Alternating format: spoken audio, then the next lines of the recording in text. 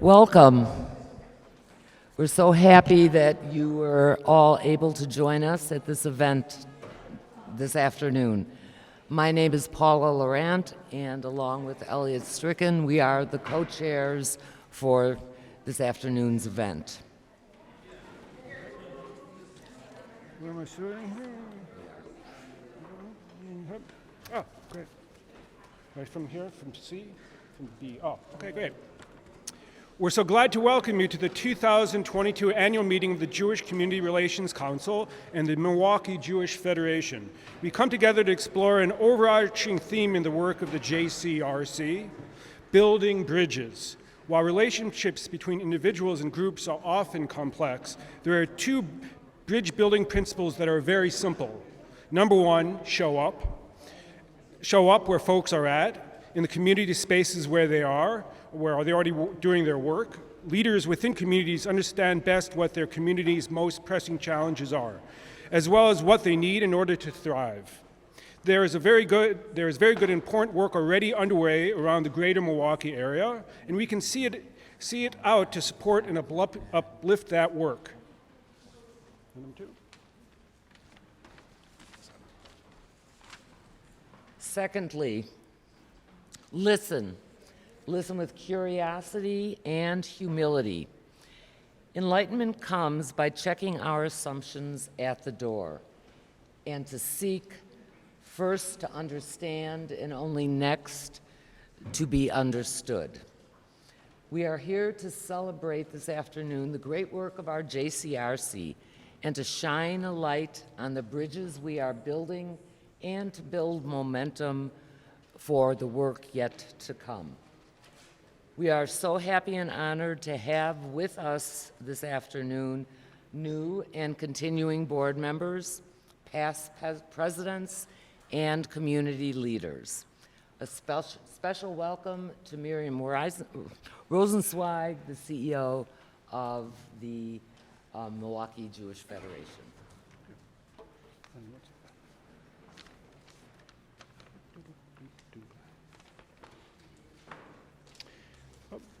We start today's program with the Devar Torah, or Words of Torah, from Rabbi Yonasan Meadows. And let me just say a few words of introduction about Rabbi Meadows. And we went back and forth about this. There's so much I could say, but I'm just going to say a little bit. Rabbi Yonasan Meadows, who is an ICU staff chaplain at Aurora St. Luke's Medical Center. He is also a teacher, trainer of chaplains, and has an MSW from Yeshiva University. He is married to Michelle, a human relations manager at a nonprofit here in Milwaukee, and is the proud father of 6 amazing children. And we please welcome Rabbi Yonasan Meadows from our own Sherman Park in Milwaukee.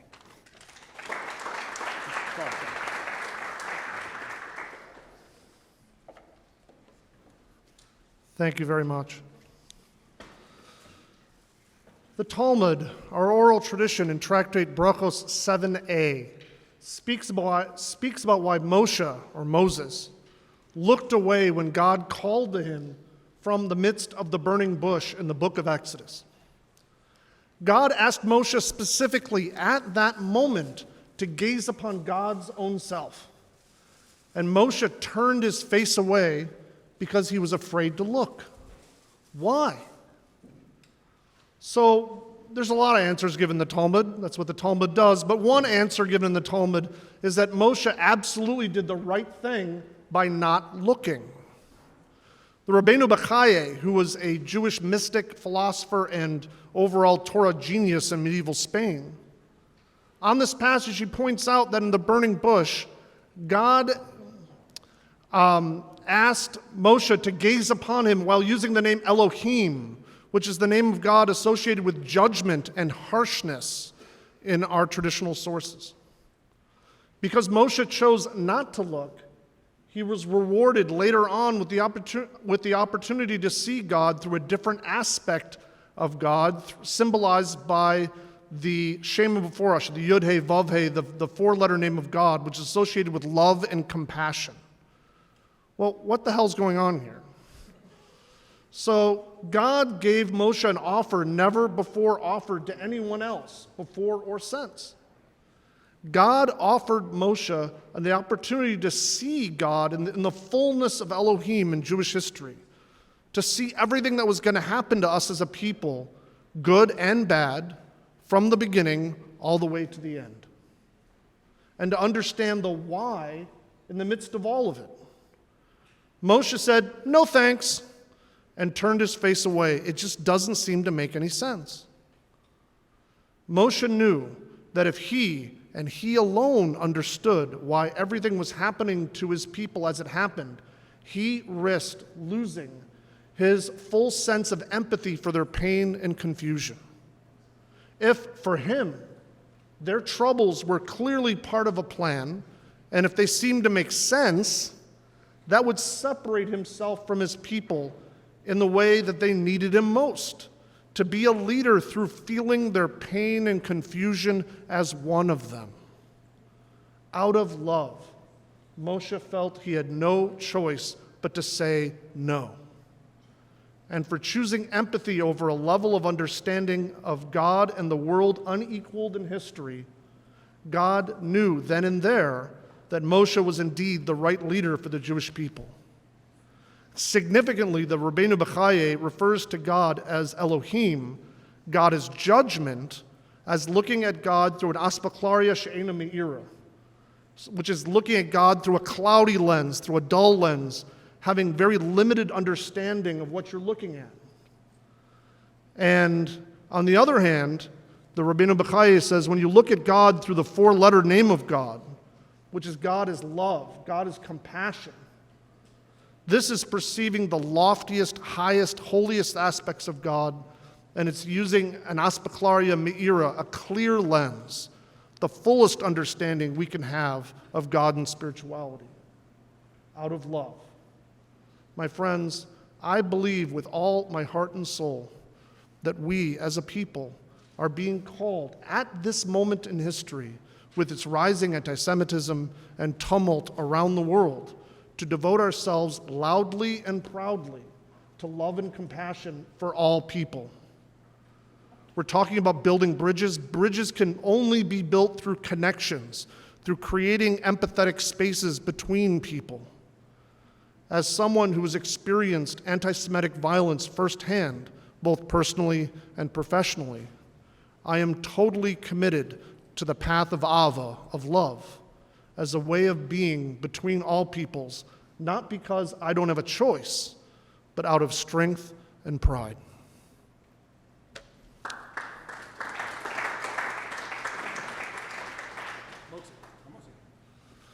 So now I'm going to be leading thank you. Now I'm going to be leading everybody in the bracha, in the blessing of hamotzi, the blessing over bread, which traditionally begins a Jewish meal. Not the way I'm used to doing this, but so hang in there.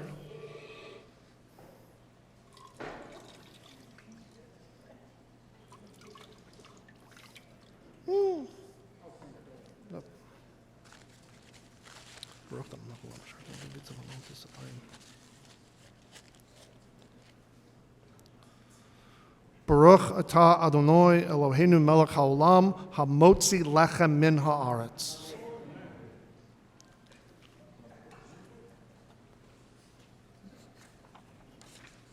And we'll take some time to enjoy your meal, and we'll be back in about 10 minutes. 15 minutes. 10, 15?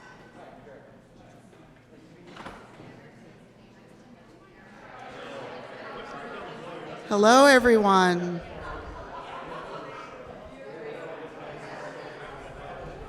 Hello. If I could have your attention for a few moments.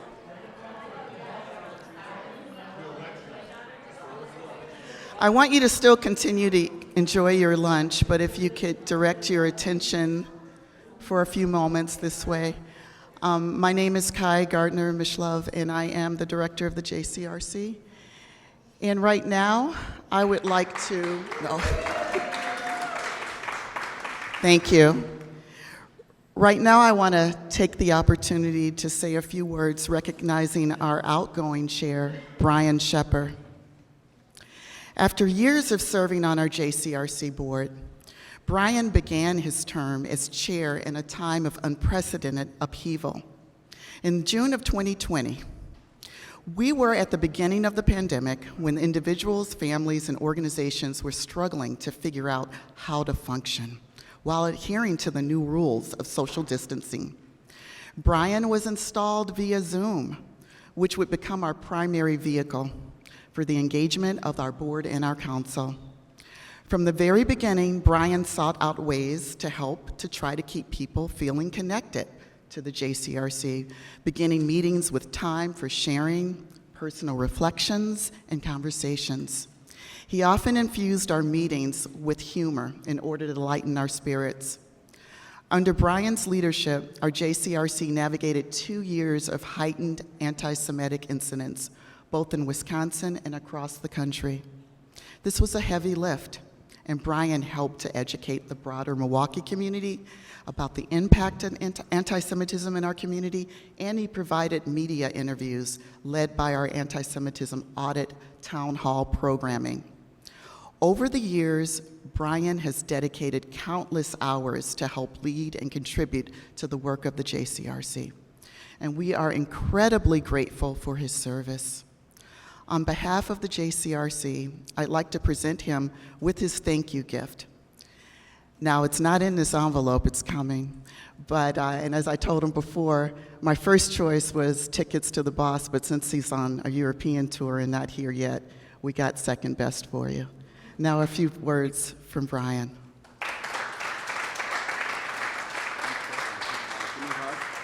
Thank you.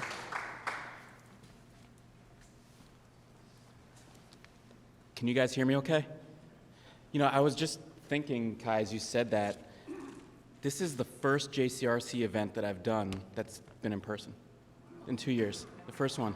We, Kai and I actually, I think, is this the first time we've ever met? It's close to it. It was like that. Thank you, Kai, and the JCRC and the Federation team. It really has been an honor to help steward the JCRC through difficult, if not unprecedented times. Let's face it, politics plus pandemic equals some pretty bad times. There's a lot of anger out there, a lot of fear out there, and it creates opportunities for people and ideas that usually exist on the margins of society to creep closer to the mainstream. The JCRC has stood strong, not only when the Jewish community was the target or directly impacted, but especially when our friends and others with whom we share basic values with were impacted. Relationships that are developed, nurtured, and at the heart of everything we do are relationships. Relationships that are developed, nurtured, and utilized on behalf of the Jewish community is our key currency. It's what allows us to call upon friends in emergencies and creates the pathways for proactively strengthening the community, not just reacting to outside events. There couldn't be a worse time to cultivate relationships than during COVID. And there couldn't be a worse time to start a new job that relies on relationships than during COVID. Fortunately, when Kai joined us, she did so with a breadth and depth of relationships through Milwaukee that, quite frankly, have been a game changer. But no matter how talented and connected the staff is, there are only a few people. And this is where the volunteer leadership comes in. In fact, they're essential when it comes to maximizing relationships. The Jewish community is a lot more diverse than many assume. I don't simply mean when it comes to racial diversity, something that has been a priority for the entire Federation to engage with. I mean politically, socially, geographically, economically diverse. Like just about all Americans, even members of our Jewish community are susceptible to bubble thinking. It's why the JCRC is so important. It's the closest thing that we have to a true cross-section of the community at large. Engaging those leaders with consistency and inviting them not only to help respond to current events but shape policy has been challenging during COVID. It's my hope that under Rabbi Barosky's leadership, as we emerge from the pandemic, hopefully, the JCRC and Federation will be better positioned to tap into this one particular resource. Finally, I want to comment briefly on our mission. Despite the fact that anti-Semitic acts have increased fourfold in the last 6 years, our mission isn't to simply fight anti-Semitism. Don't get me wrong, that's a critical part of what we do. But that mission exists within the context of representing the Milwaukee Jewish community, the values we stand for, and the policies that help create better lives and communities to the world at large. It's where the relationship building comes in, allowing us to not only react to current events, but to proactively create the means to shape them in the first place. Again, during an unprecedented time of politics and pandemic, this hasn't been easy. And as the new normal takes shape, the job of leadership will be to figure out how to navigate it. I look forward to assisting Rabbi Barosky, Kai, and the entire team in doing just that. Thank you.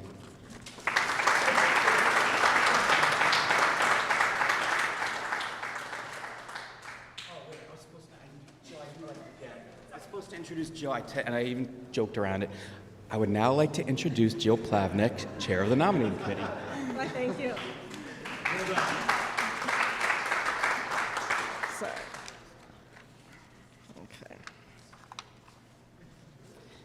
Okay, hello everybody. I'm Jill Plavnick, and I am a member of the Nominating Committee, and I'm standing in for the Nominating Committee Chair, Ann Jacobs, who was unable to attend today's program. The rest of my Nominating Committee was Jane Abner and Brian Shepper. So the four of us comprise the committee. Each year at the JCRC annual meeting, a nominating committee consisting of JCRC board and council members nominates new and continuing individuals to serve on the community council and the board. The JCRC council's main purpose is to craft community consensus positions and to be liaisons between the JCRC and either the organizations they represent or the personal and professional networks. The board, on the other hand, is responsible for the governance, oversight, and strategic direction.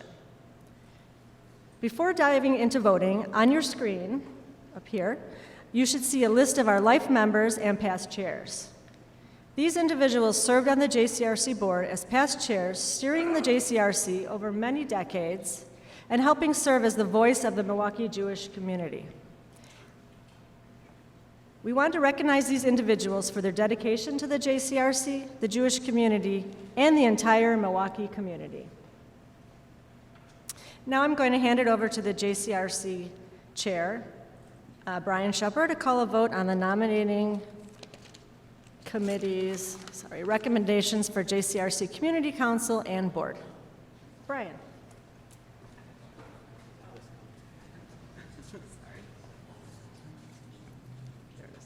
This one? There? Thank you. Thank you, Jill. First, we'll be voting on the recommended slate of community council members made by the nominating committee.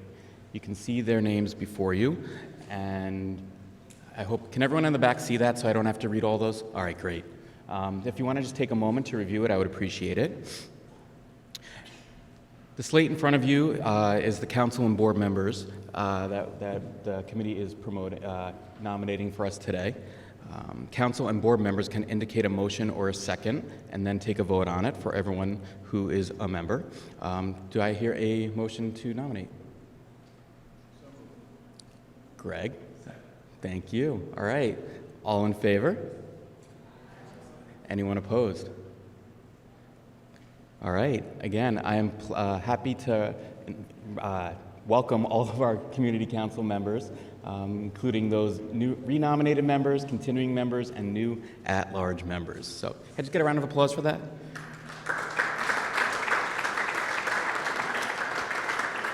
All right. The next group, I believe, Allison, are for the constituent organization representatives. Do we need to vote on them, or are they just automatic, Allison? They're yeah. Thanks, guys. Everybody here, thank you. These are, the way the bylaws are written is that each of the organizations put their own representative forth. So these are the ones that are on there. Many familiar names, some continuing, some new. So again, thank you to everybody there. And I know that we have some of these folks in the room, so very much thank you to you as well. We have one more group that we're voting on, and that is for the board. As Jill stated, the board is the governing committee of the JCRC. If everyone can take a moment to see who we have on there, including, so we have two new first two-year term members, number of continuing members, and renominated members, many of whom are with us today. Can I get a motion to approve? I have a motion. Do we have a second? Somebody? Second. Thank you. All right. All in favor? Anyone opposed? Welcome and welcome back to the board members.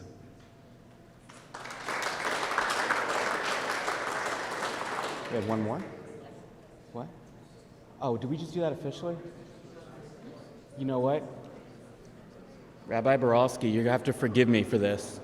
I meant to call you out in particular as we voted on a whole. We were not just voting on the board, we were voting on the officers, and in particular, Rabbi Jessica Borowski as our new chair.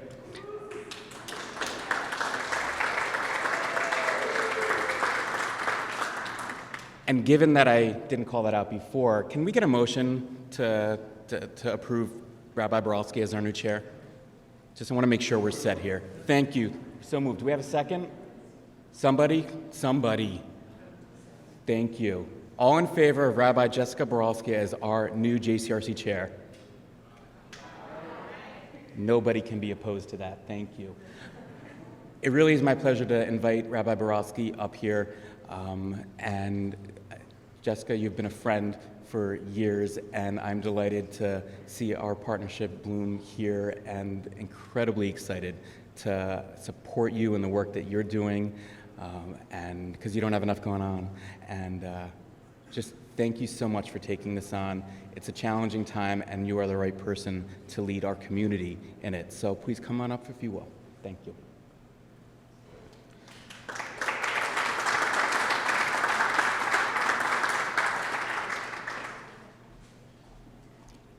I'm going to give you a quick hug. Can I give you a quick hug? Okay. You coming back right after? Okay.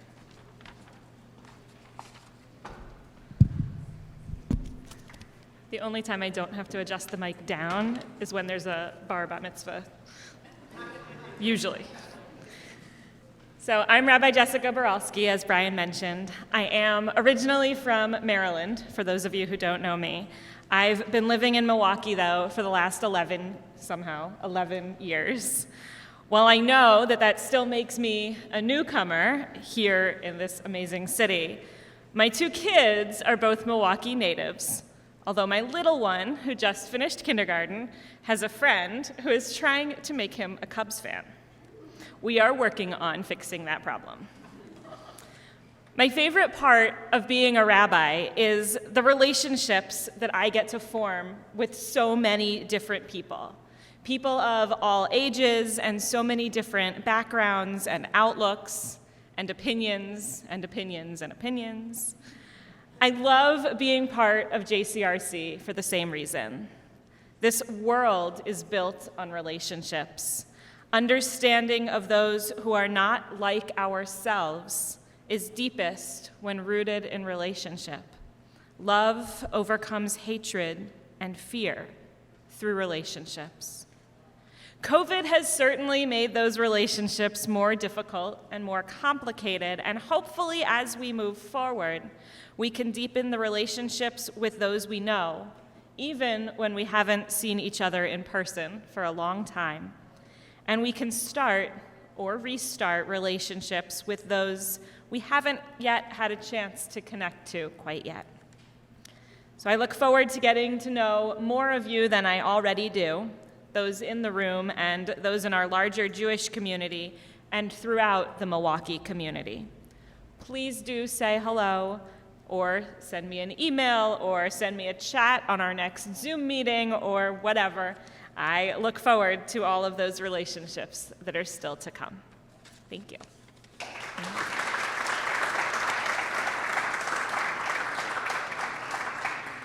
We turn back to Kai, I think, for the director's report. All right.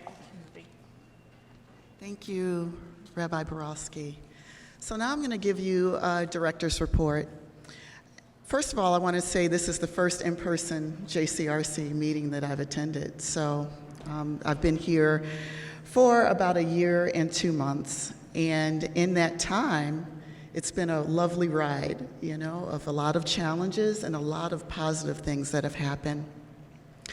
I look forward to continuing in this work.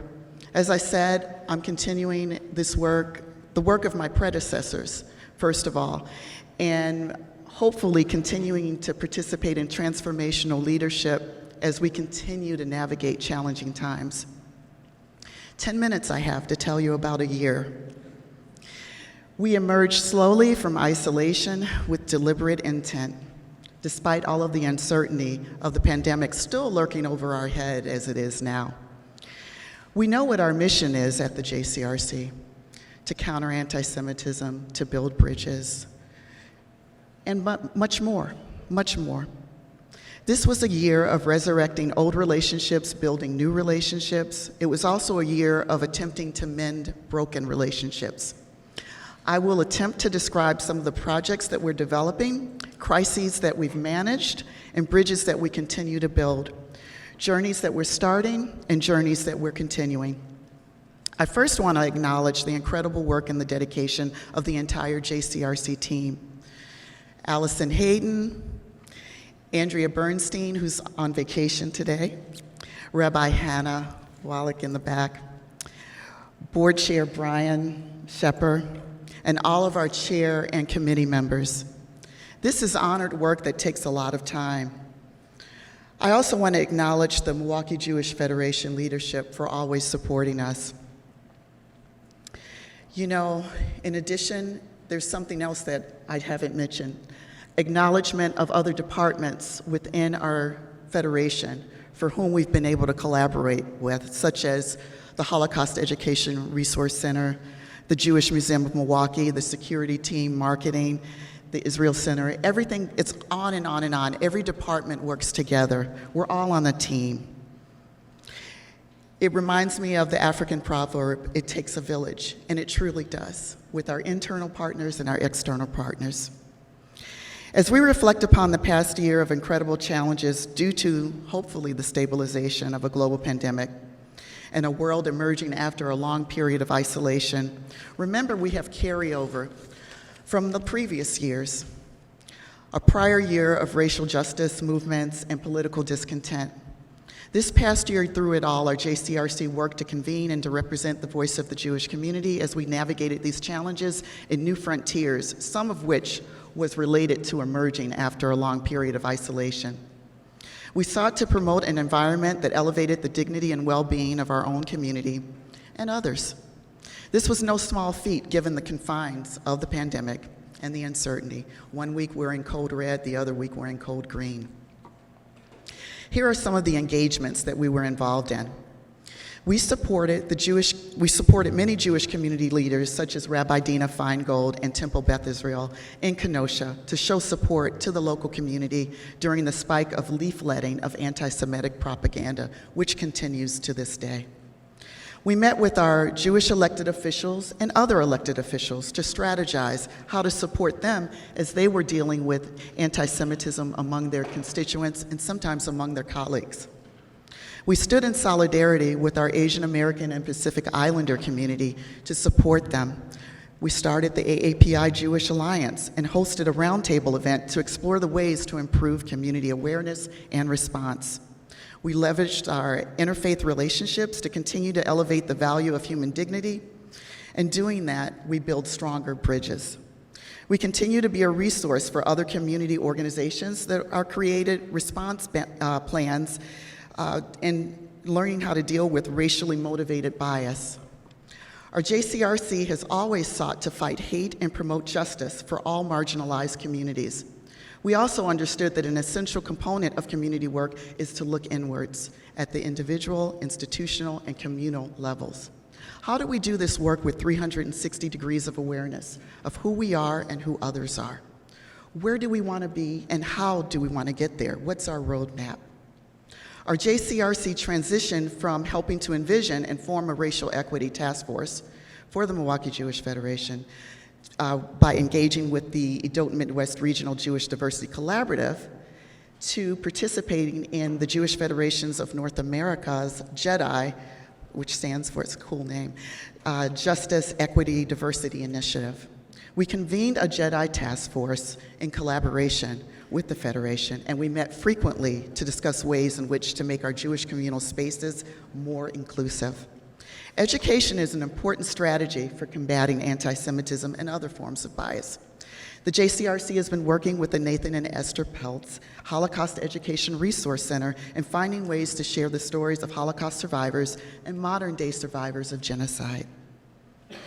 As we saw in our anti-Semitism audit, a snapshot of troubling trends. And in those trends, we see there continues to be an increased disturbing trend of conflating the Holocaust with COVID protocols and public health measures.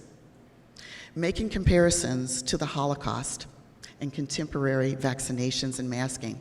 We continue to call on government officials and community leaders to stop this, to stop making false equivalencies, and to speak out when these statements are made by others. We will continue to educate others and the public about these comparisons and why they're harmful, not only to the Jewish community, but to our larger community. We continue to partner with the Wisconsin Jewish Conference, UW-Hillel, Milwaukee, UW-Madison, and the Madison Jewish Federation to ensure that Jewish students, along with other religious minority students, are included in their systems as far as DEI planning, diversity, equity, and inclusion planning. We partnered with Hillel UWM to strategize ways to make our Jewish students safer on campus, and that goes for public and private institutions. This was especially important during this previous year. With the help of the Federation's amazing marketing team, we continue to highlight work that we're doing in the community and finding synergies. For Tu B'Shvat, we highlighted local organizations in our communities of color who were doing amazing work. Alice's Garden and Teens Grow Greens was one of them. We also highlighted amazing, multi-talented board and council members for the work that they're doing, because we know that everyone is doing their best and doing an awesome job, and we want to continue to highlight that. I want to remind you of our Hours Against Hate initiative and our Listening Library program. It's another way that we use education to counter hate and bias. We hosted an info session on the anti-CRT movement with previous Frebert awardees, such as Nurturing Diversity Partners and the Wisconsin Association of School Boards, Adult Midwest Jewish Diversity Project, and others. We continue to be a resource for school systems all over the state as they're figuring out how to navigate anti-Semitism and bullying, whether it's from individuals or biased school plans, school lesson plans, or propaganda that's even been distributed on their school grounds or at the edge of it. Our partnership with Forward Latino and the 80% Coalition and the Interfaith Conference, in that coalition, we came together to honor the memory of the victims of Buffalo and Uvalde just 2 weeks ago, and a call for action for not only prayers, but also for action. Our partnership through the Catholic Jewish Conference, in that partnership, we planned and we supported newly arrived Afghan refugees through a drive that was really, really well received. Another partnership is with the Lux Center. And I want to mention that we want to really send a shout out to Director Bonnie Shafran on her retirement. She will be retiring at the end of June, and we are so lucky to have worked with her for so many years. We continue to engage in voting rights advocacy, and we're working with Tikkun Ha'ir, Wisconsin Faith Voices for Justice, and others regarding that engagement. We like to look at things from a abundance mindset and not a scarcity mindset when we're building bridges.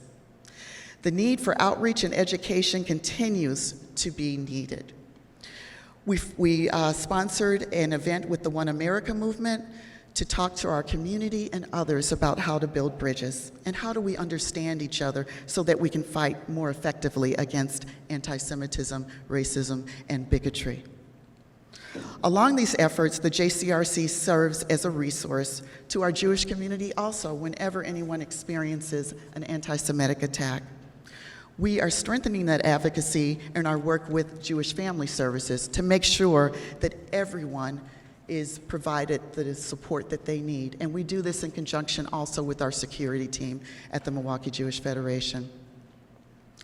With the recent escalation or ongoing escalation of violence that happens in Israel, we always look for ways that we can build better bridges so that things don't break out here locally and prevent us from doing the work that we need to do.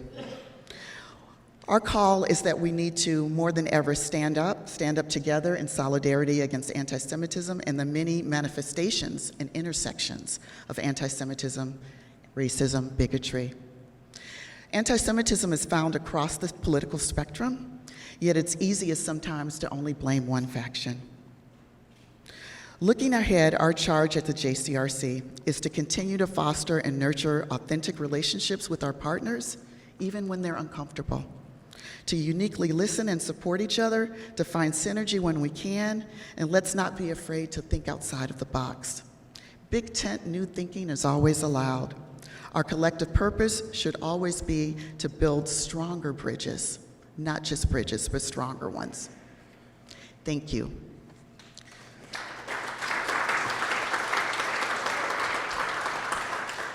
And in that theme of building bridges, I would like to now call on Ellen Friebert, Shepard, and Leslie Friebert to present this year's Robert H. Friebert Social Justice Award.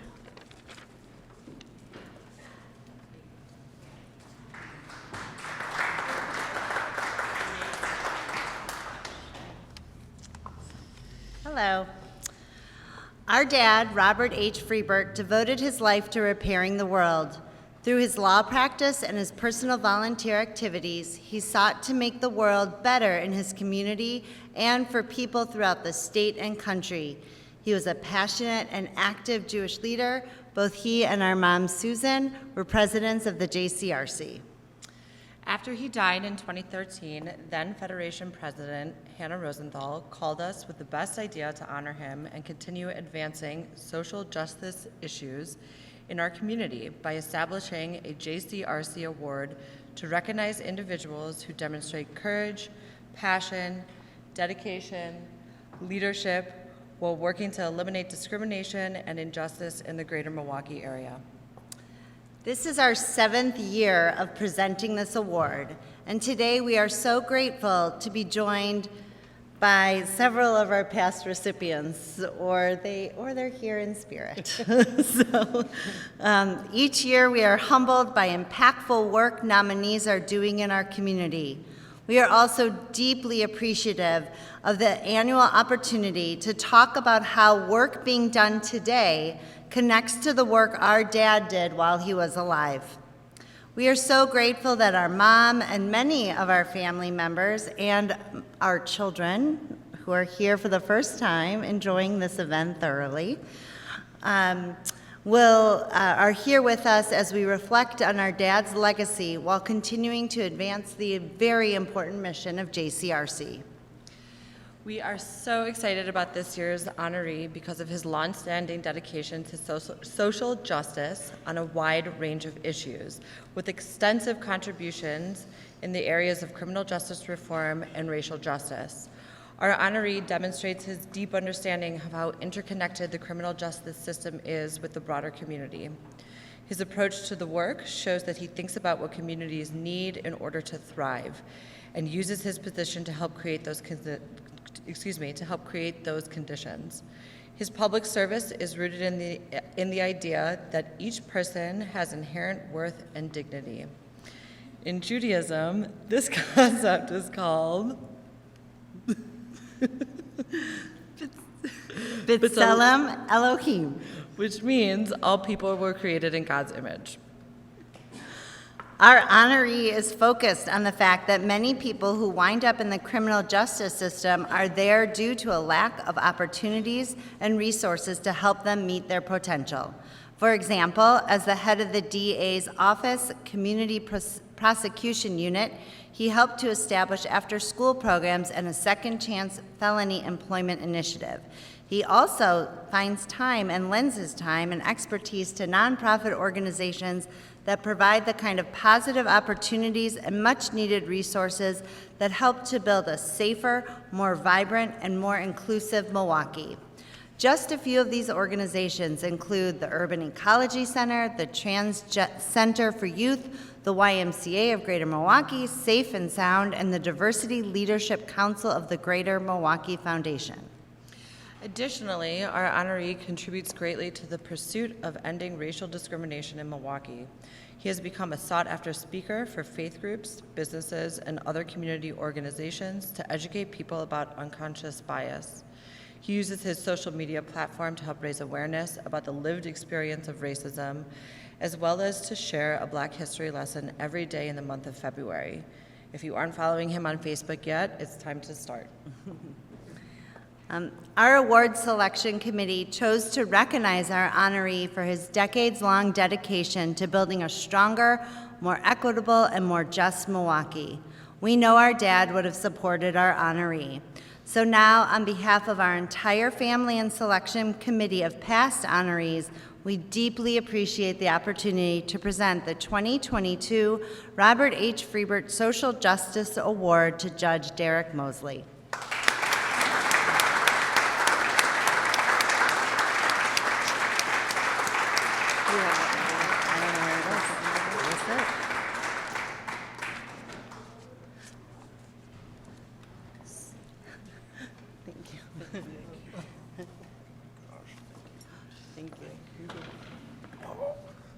And we were told that our presentation is there's a supply and demand and issues, so it'll be coming to you. It's a beautiful piece of art. Oh, well, great, thank you. We'll have to deliver it to you. All right, perfect. I'm not worried about it. So this whole morning was pretty emotional for me, and I'm gonna try to keep it all together if I can.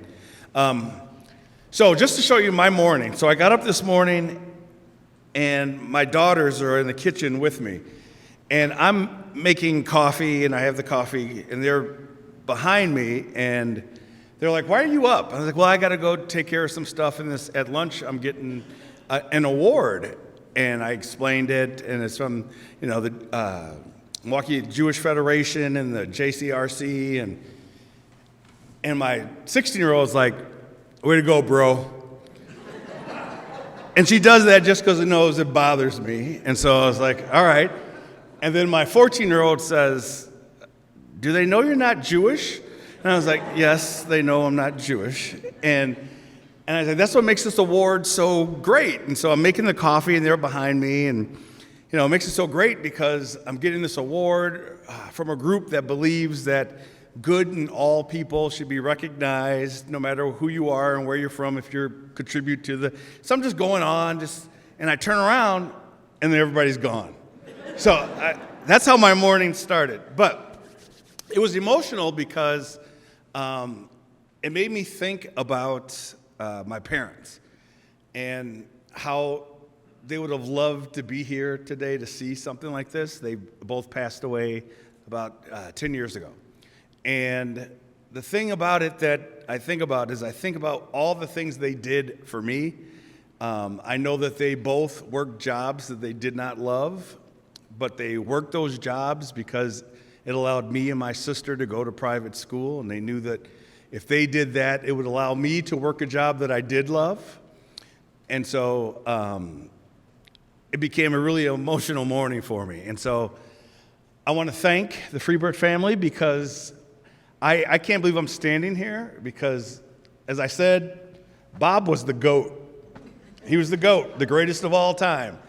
And for me to see him as a young lawyer and to say that's who I want to aspire to be, and then to be here today and actually receiving this award means everything to me. So when you talk about the GOAT, we talk about Tom Brady and Michael Jordan. He was the GOAT of the legal profession. When I say that, I mean that. And so I'm just honored to be up here. And I want to thank you all for that. I want to thank the JCRC for that. And I want to thank a good friend of mine, and I'm going to get really emotional. So Moshe. Moshe and I met part of a thing called, I think it was called the Mosaic. And where they paired you up with people that you didn't know, and you got to know each other, and Moshe and I became really good friends. And what I want to talk about is Moshe is the guy who will call you out of the blue for no reason, and he'll be like, "Hey, I'm just calling to say I love you, and hope you're doing well." And Moshe, you don't know this, but you called me from Israel just recently. And I was completely overwhelmed with the things. I had a week where I had like 6 speeches, 9 weddings, and it was just a crazy week. And I was at my breaking point. And you called me, and it meant everything, brother. So thank you very much. Thank you. I'm going to end on one last thing just to let you all know. So when I went to law school, I didn't know any lawyers, and I became a lawyer because I was a kid and I saw a show called LA Law, and there was a, and this is the honest to God truth, and I've never really told this story because I was so embarrassed about it, but there was a black lawyer named, actor was Blair Underwood, and he played this, Jonathan Rollins was the lawyer's name, and I fell in love with the law just seeing him because I'd never seen a black lawyer before. And it was for all the wrong reasons, right? He drove a great car, he lived on the beach, and all the ladies loved him. So it was all the wrong reasons, but it still gave me this zest for the law. And I remember one of my first days of law school, I'm sitting in the law lounge, and everybody's sitting in a circle, and everybody's going around saying, you know, why'd you go to law school? And it was like the same thing. And I was the only African American, because in my class we only had 6 in my entire class. And we were going around in a circle, and everybody's like, oh, my dad was a lawyer, my mom was a lawyer, my uncle was a lawyer. And it got to me, and I was incredibly embarrassed to say Blair Underwood, you know? So I lied, and I said, well, I knew this lawyer, and he just inspired me, which is kind of the truth, right? And because of that moment, I'm launching this program in July, and the program's called MEDAL, and it's an acronym for Medicine, Engineering, Dentistry, Architecture, and Law. And it's a 1-week program, and I'm taking kids from Milwaukee, and each day of the week is a different experience. So Monday, we're at the Medical College of Wisconsin, where they meet medical students who look like them, and they talk to professors that look like them. And then Tuesday, we go to MSOE, and they meet engineering students that look like them. And Wednesday, we go to the dental school of Marquette, and they meet dental students that look like them. And we go to MATC for the architecture classes. And then finally, we end at the law school on Friday. Because I want to make sure that those kids have that experience that I didn't get, and it motivates them to do one of those things. And that's something Bob did. He motivated me to be better. And I want to do that for the next generation. And then the last person I want to thank is here, Hannah. Hannah Dugan, Judge Dugan. I just wanted to thank Judge Dugan because if it wasn't for Judge Dugan, I wouldn't be here right now. Judge Dugan introduced me to municipal court and municipal law, and I fell in love with it because it was different from circuit court law because you engage people, you can actually talk to people because most of the litigants are pro se. And so, Hannah, thank you, because if it wasn't for you, I wouldn't be here. So thank you all for this award. Thank you to the Frebert family. Thank you to the JCRC. Thank you, Moshe. Thank you, Hannah. God bless you all.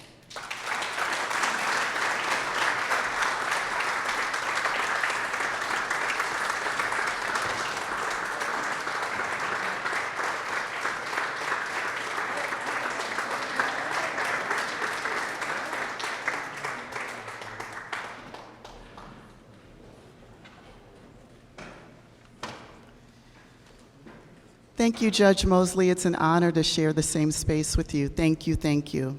Thank you for your wonderful words. Well, now I'm going to introduce our keynote speaker to you. So, you know, every now and then a change agent pops up in our world, and Orrin Jacobson is one of those folks. He is the co-founder and executive director of Project Shema, a civic entrepreneur, and we are so lucky to have him here with us. His work focuses on building communities and organizations and helping those entities develop their capacity. It's all about improving people's lives and navigating the difficult and tricky conversations that we sometimes have. We have entered into a contract with Project Shema, so please be on the lookout for some of the workshops and events that we're going to have. And basically the purpose is to assist our community in learning how to navigate progressive spaces and also simultaneously while we're dealing with global anti-Semitism. How do we have those difficult conversations about Israel? And how do we educate ourselves and others about how anti-Semitism sometimes intersects in some of these conversations? So without further ado, I'm going to ask Orrin Jacobson to come up. Thank you.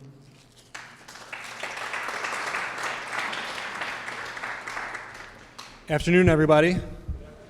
There's no way that I'm not going to knock this off if I leave it there. Talk with my hands, so. Fair warning, I'm from Chicago, but don't worry. Oh, there's some applause for that. Go Bears. I am not a Cubs fan, so do not worry. I'm not here to trick anyone's kids into cheering for the Chicago Cubs. In fact, as a White Sox fan, we fully support anybody who beats the Chicago Cubs in our home. So, before I begin my prepared remarks, we have a program on July 12th that we're doing in partnership with the JCRC and the Federation that's called Exploring the American Progressive Movement in Israel.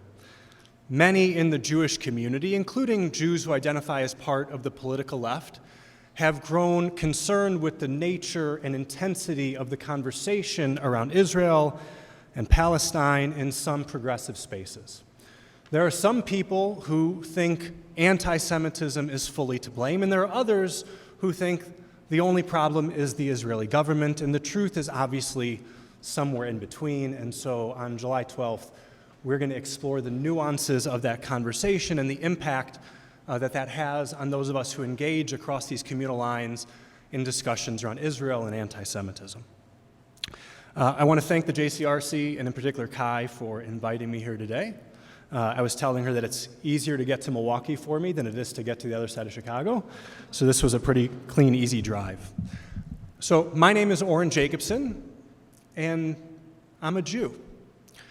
Not only that, I'm the grandson of one of the few Jews from Poland who survived World War II.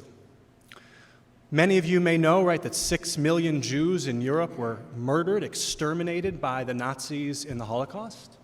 3 million of those Jews came from Poland, out of a total population of 3.3 million people. Now, my grandfather came from a town called Lublin, Poland. Those of you who may have heard of Lublin may know that not only was it one of the operational centers of the final solution, but a third of the population, a full 40,000 people in Lublin, were Jews. Now, what is 40,000 people? American Family Field, right where the Milwaukee Brewers play baseball, I promise this is the last sports analogy, can host 40,000 Brewers fans.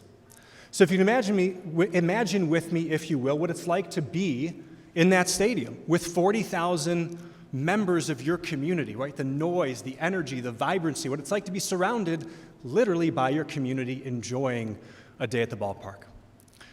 Now try to imagine what it would be like to be inside of that stadium with fewer than 1,200 people. How desolate the stadium would look. How lonely it would be, how quiet it would be.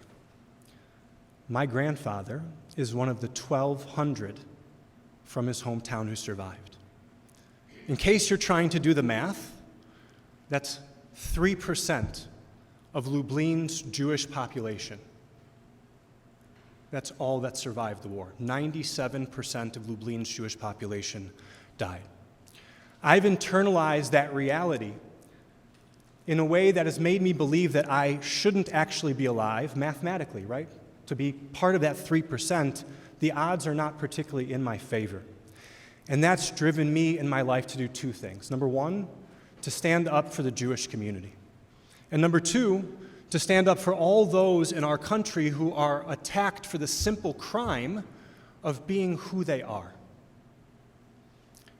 For me, that meant engaging deeply in social justice work across this country. I'm incredibly proud to have helped build one of the largest leadership development organizations in the entire progressive movement, with more than 50 chapters across the country, including right here in Wisconsin.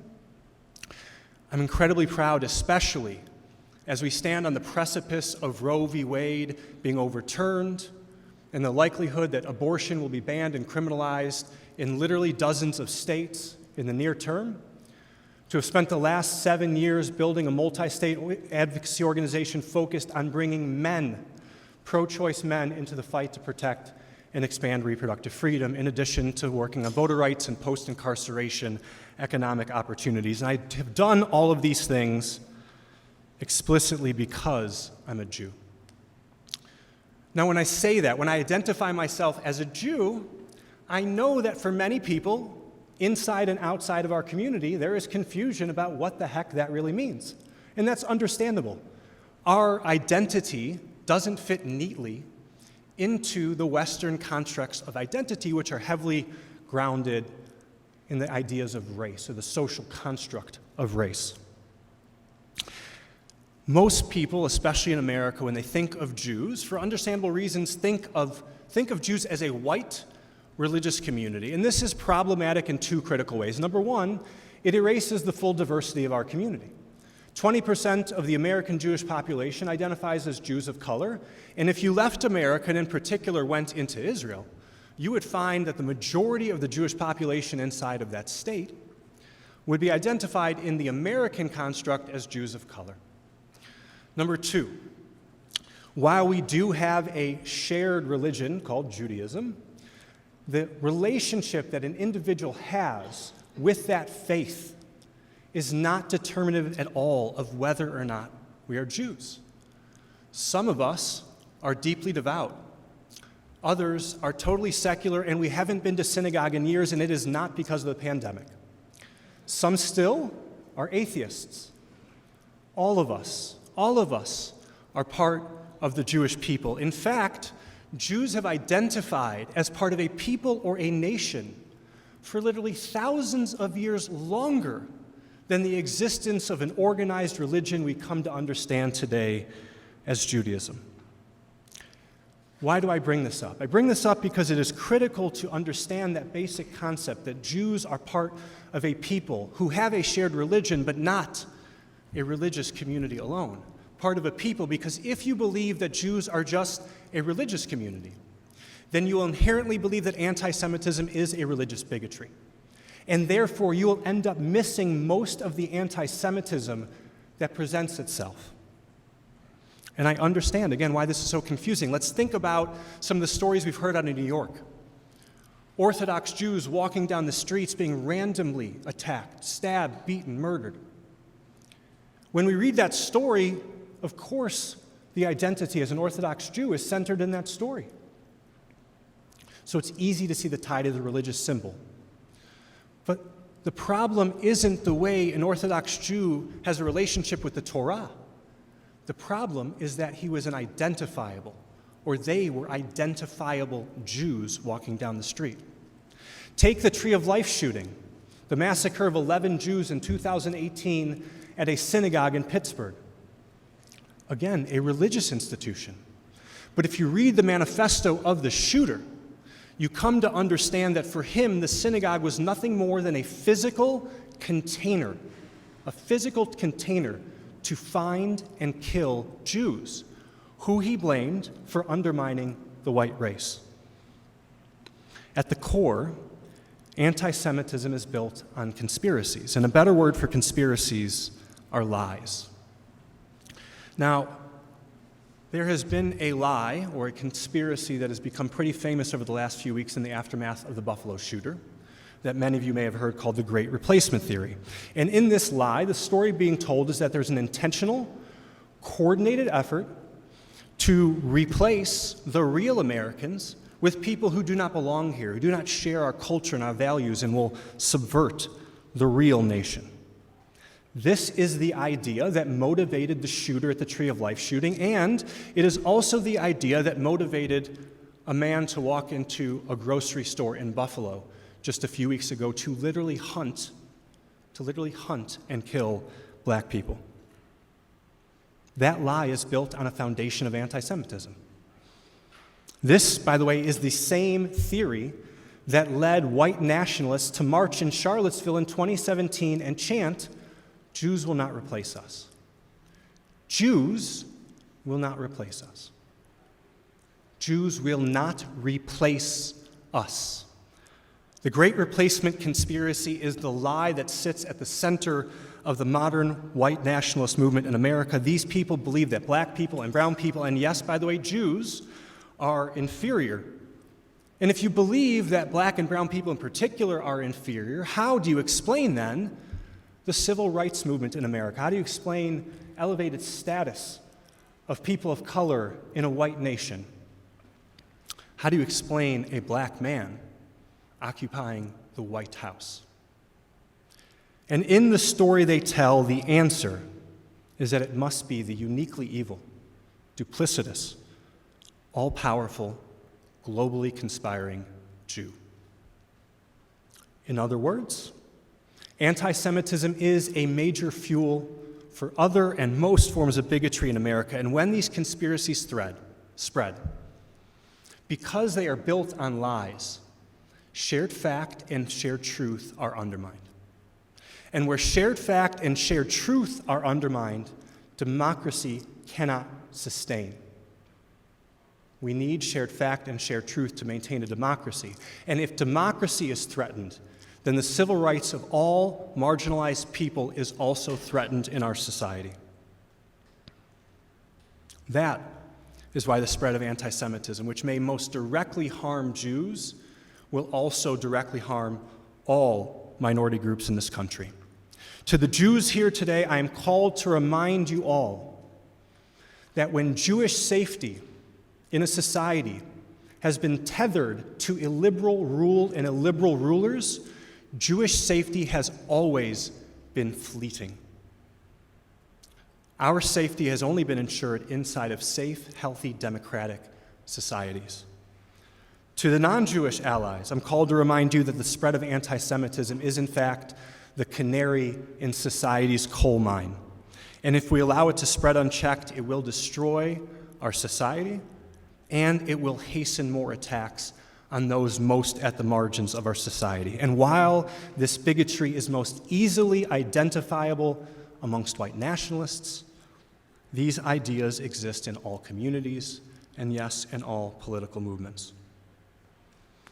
We cannot defeat those forces of hate unless we stand together, which is why the work of the JCRC is so important, an organization that is rooted in the idea of being in relationship. I want to lay out a few ideas that I believe must be at the deep foundation of these relationships. And because I believe that all meaningful change must start within, allow me first to talk to our Jewish community.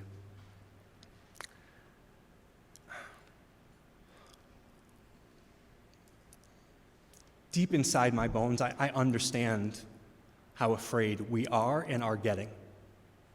I know that fear is based on our knowledge of our own history and the things that our parents have told us to watch out for, like the fabric of a society fraying, like democracy under attack, like lies spreading. I know we're all watching the anti-Semitism rise around us. I know we're seeing white nationalists march openly in the streets of this country. And I know that we see the rhetoric around Israel, which sometimes may be harsh but fair and other times veers into overt and unquestionable anti-Semitism. And I know that we are wondering why many of our allies don't see what we see or don't say anything when that happens. And I know that only enhances our fears and makes us feel more isolated. And I know that the tension inside of our community, in this highly polarized moment, with plenty of polarization both about what is happening here as well as what is happening in the land between the Mediterranean River, or the Mediterranean Sea and the Jordan River. And I know that those challenges make it more difficult for us. However, we must not let those fears keep us from living in accordance with our Jewish values or our Judaic principles. For if we do, we will lose who we are, and we will literally accomplish the goal of the anti-Semites by erasing ourselves from this earth. That means we must continue to show up for others in this country. We must stand up for black life. We must stand up for the LGBTQ plus community, especially trans youth, for immigrants, for our Muslim siblings, for women who simply ask for true gender equality in this country. And we must do this even when some people who also advocate for those issues, even when a small but loud minority of folks are not just harshly critical of the state of Israel, but again engage in words and deeds that we recognize to be overtly anti-Semitic. And we cannot let our fears allow us to close our hearts to the concerns and the lived realities of the Palestinian people, just as we cannot allow our frustrations with policies of the Israeli government to allow us to close our hearts to the concerns and fears of the Jews in Israel either. We must show up for others in America because it is the Jewish thing to do, but just in case that's not enough, I want to offer one more reason to show up. We have to show up for black life in America because Jews are black too. We have to show up for Asians in America, for Jews are Asians too.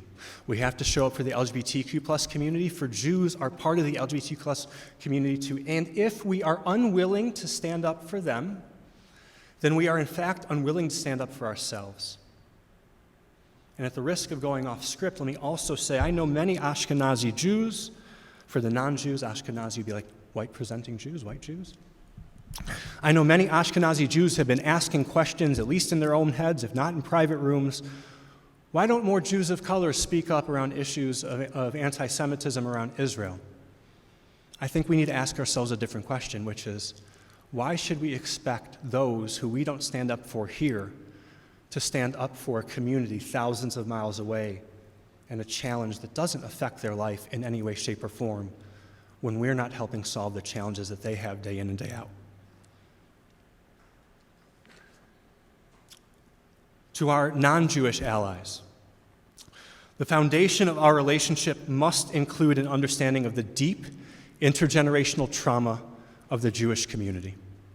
The way the rise in anti-Semitism rips open old wounds, the impact the resurgence of this is having on our community, and the real threat anti-Semitism poses to our community.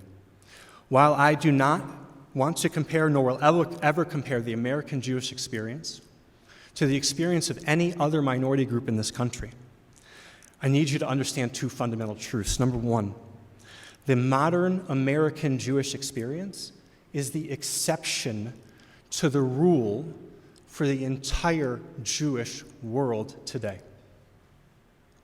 And it is the exception to the rule of Jewish life on earth for the last 2,000 years.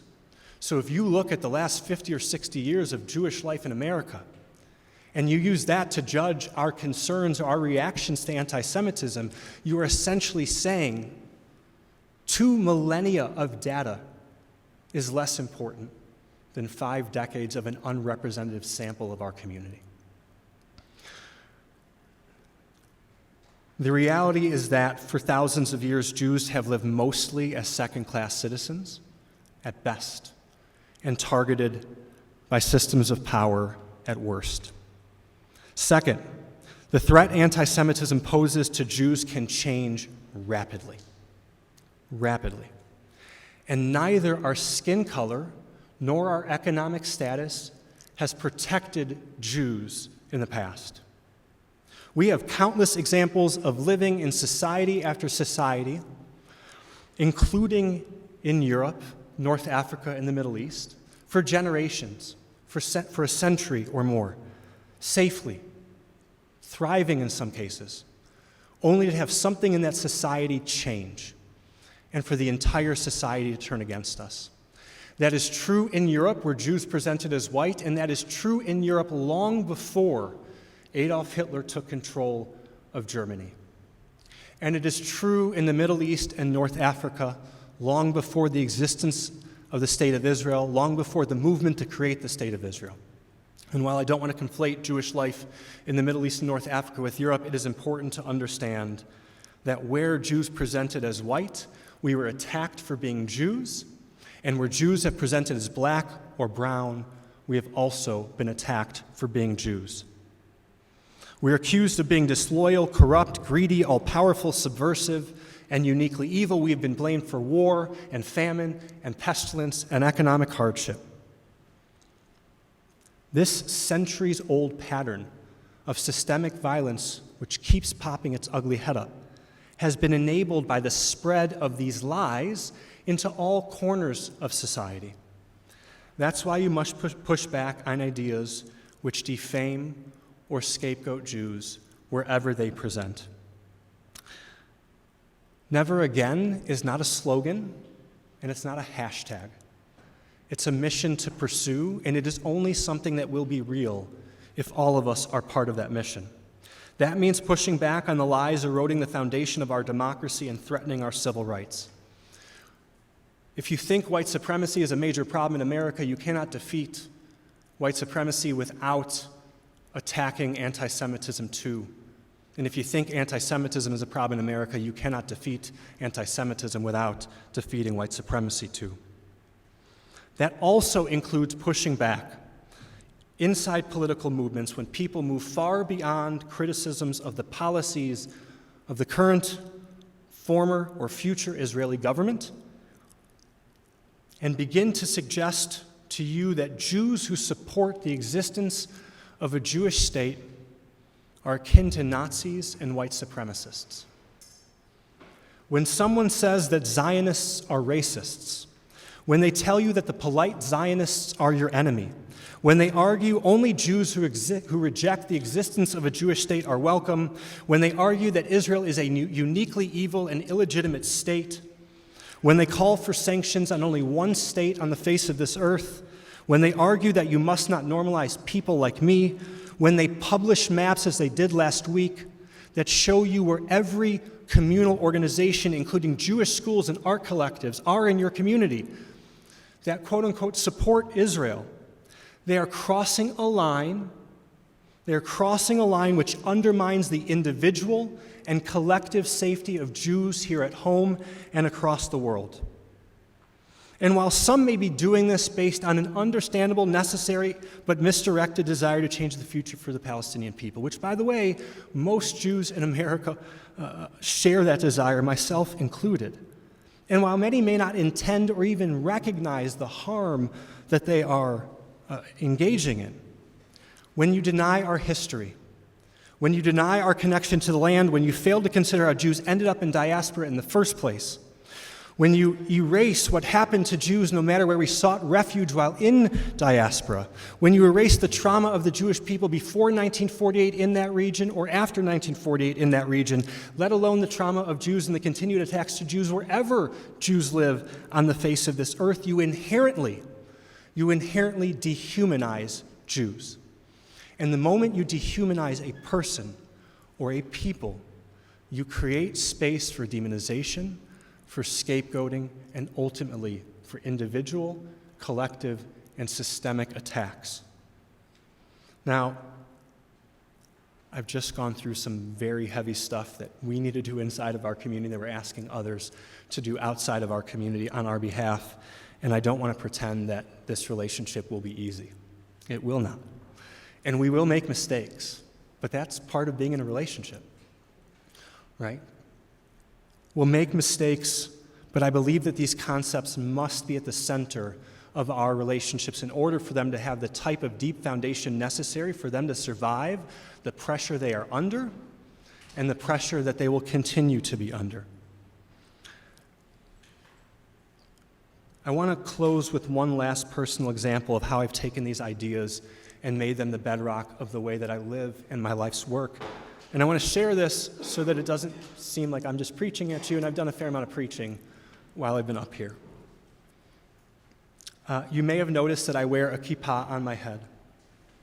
The kippah is worn by many Jews to honor God. It's a recognition that there's something above. It's a sign of respect.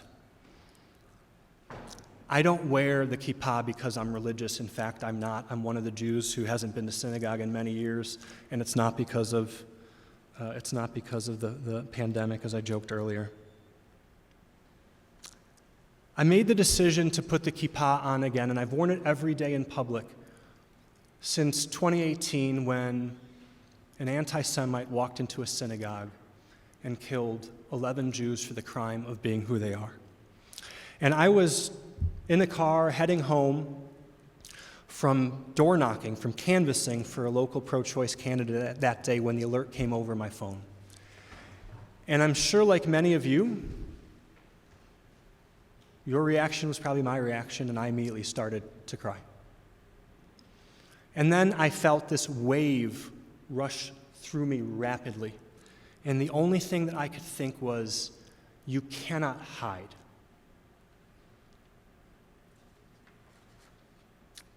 I made the decision that day, and I put the kippah on that day, and it stayed on my head in public since that day, because I want to send an external message of strength to the Jewish community.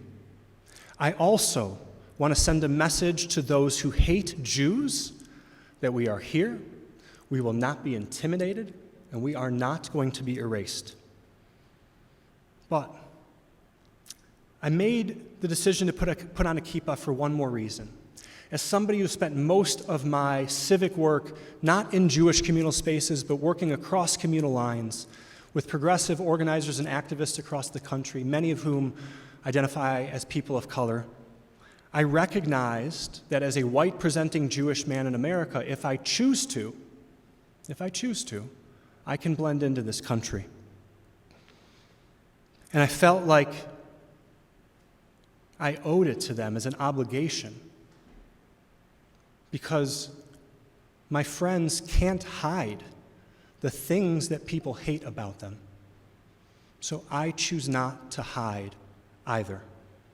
Now, I will never tell any Jewish person how they should identify and if they should identify. And I also need non-Jews to understand that many Jews hide, not simply because, or not because of the desire to take privilege in being white presented in this country, but we have learned over centuries that when you are easily identifiable as a Jew, that invites violence. It creates a risk. That's why you're seeing your Jewish friends put their Star of David away, taking down their mezuzot. That decision is rooted in relationship. That decision is rooted in the relationship I have with my grandfather, who's passed away in 2010. It's rooted in the relationship I have with the 6 million Jews who lost their lives in the Holocaust and the millions of Jews who never existed because of that. It's rooted in my relationship to our broader Jewish community, and yes, it is rooted in the relationship that I have with my non-Jewish peers alongside whom I've advocated with and for. I hope that each of us recommits to these relationships within and across our communities, and we build them upon a deep foundation that we need to withstand this moment. My name is Oren Jacobson. I am deeply proud to be a Jew, and I'm also absolutely committed to the burdens that come along with that amazing blessing. Thank you for having me.